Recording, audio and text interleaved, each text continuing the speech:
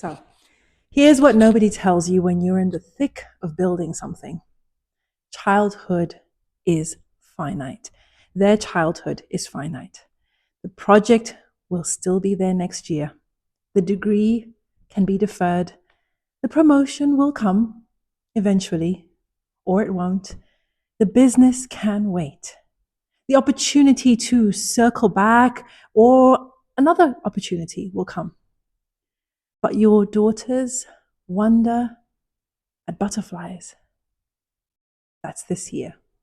Your son's questions about Allah, that's this stage. The way they reach for your hand, that's this window. And this window closes. The way they think you are the smartest, the strongest, the most beautiful person in the world, guess what? That is finite. The way they want to tell you everything about their day, finite.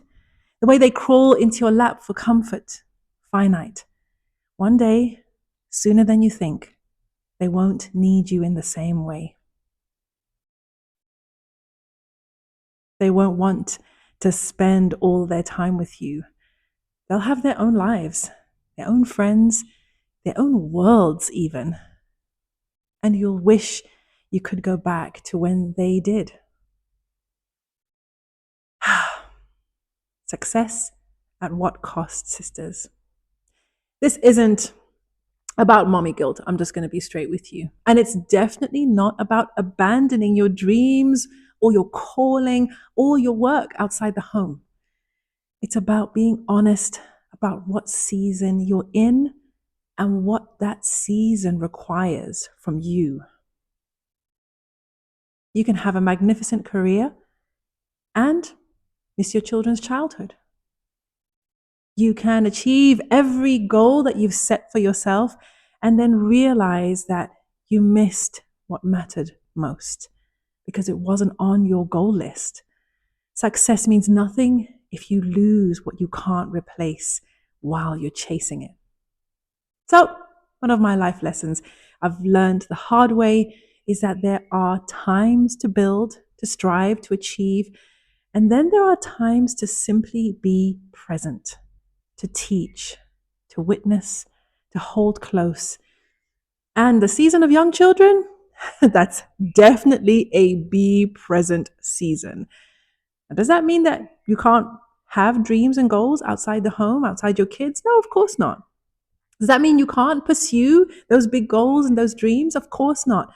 Does it mean every mum has to stay home with her kids 24/7? Of course not. But it means this: know what's finite and honor it accordingly. So I want to be really super clear right now. This isn't about making working mothers, ambitious mothers, successful mothers feel guilty. I was a working mom. I am a working mom. This is simply about awareness of something that I learned the hard way. It's about consciousness. It's about making choices with our eyes open.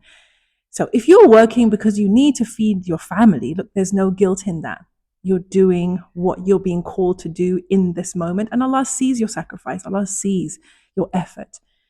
And if you're working because you love your work and it's a part of who you are, it's a part of your purpose, there's no guilt in that either. That work can be worship when it's done with the right intention. So what is the point that I'm making here?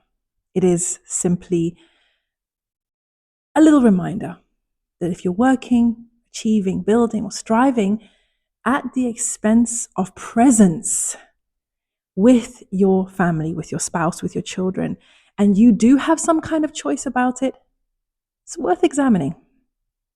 Are you there physically but absent mentally?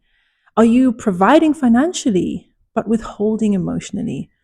Are you building a legacy out in the world while missing the legacy that's right in front of you? It's important to know your season. So let me tell you a little bit about how I came across this lesson. I made a choice when my two little girls were little.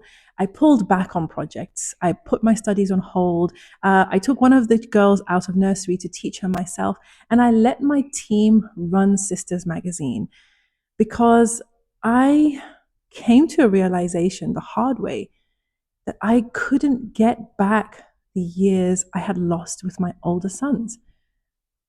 I couldn't get them back, but I still had a chance with my girls. So not everyone can make those choices, and that's a fact. Not everyone should make the same choices that I made, but I guess everyone should make their choices consciously. Know what season you're in, know what's important, know what's finite, and then act accordingly. So, here's your reflection. What finite window am I in right now? What can't wait? What am I honoring? How am I honoring that? Maybe it's your children's early years. Maybe it's your aging parents' final years. Maybe it's your own health. Maybe it's your marriage. Maybe it's your spiritual development. Whatever it is, it won't last forever. And once a window closes, it's quite hard to reopen it. Sometimes it can never be reopened. So here's my question. 5 years from now, when you look back at this season of your life, what do you want to say you prioritized? What do you want to be able to say you didn't miss? And then act on that answer today. Subscribe to my newsletter for weekly reminders about life lessons that I learned the hard way, about the things that matter. Link is in the description. And tell me, what finite season are you in right now? And how are you honoring it? Next week, I'm going to be talking about why disruption is necessary for growth and why you can't stay comfortable and transform at the same time. Be sure to like, comment, and subscribe to my channel. And stay tuned for my 20 life lessons series. Jazakallah khairan for rocking with me, and I will see you on the next one. Wassalamu alaikum wa rahmatullahi wa barakatuh.